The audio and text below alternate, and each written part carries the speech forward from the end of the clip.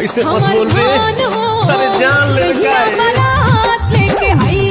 एक रेजा हो जल्दी बारात लेके आई। रहो बाजा हो मिलता मजा हो,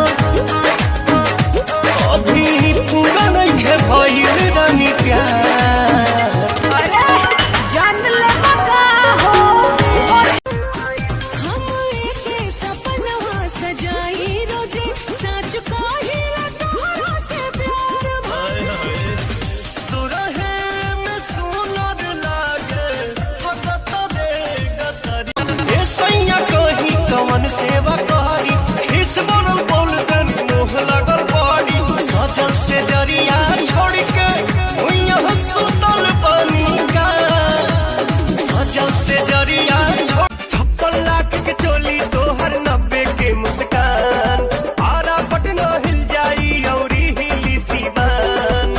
चला न छातिया उताने गोरी चला न छातिया। सुनीला प्यारा निकला गला कुमार में मेरी ककोरी मर्द रही जब उधार में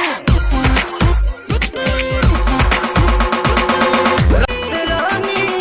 फेरा में जब से तोहरे लागल बानी जाने हमके तना रतिया सही जागल बानी। घाम लागता रे बनम जी घाम लागता रे सैया घाम लागता घरवा रही तो पका के देतया। अच्छा उठी घूंघट सारा बंधन टूटी दिया गुल कर रानी हंसी छुटी दिया गुल पटना के पानी जवानी पझल के मल मलिया के हो दुपट्टा मल मल के पट्टा बहुत लगवा पर कराई केहू में हम नहीं सटानी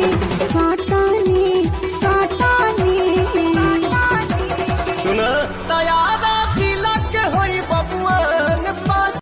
हरा के उठ लाली लगवलू बलिया के बाली नहवा ताके न कुनी तो कौन जिला के जिलेबी हउए। I love you Rani I love you जानू I love you तू ही हमार लव गुरु राजा संतोषो हम है कहार हम झूली झूली गलावा के चूमे कनवाली हाली हाली हो भले सुनब हम सब का से गाली तू बन जा घर वाली हो। गोरखपुर के गरम बाबा जा ओढ़नी ओढ़ने हमारी लाला की ओढ़निया चाटा कर ओढ़नी ओढ़ने बानी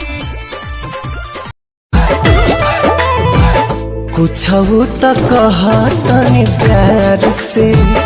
कहे तू जालू अपना यार से। पटना के पानी जवानी पझल के मल मलिया के हो दुपट्टा मल मल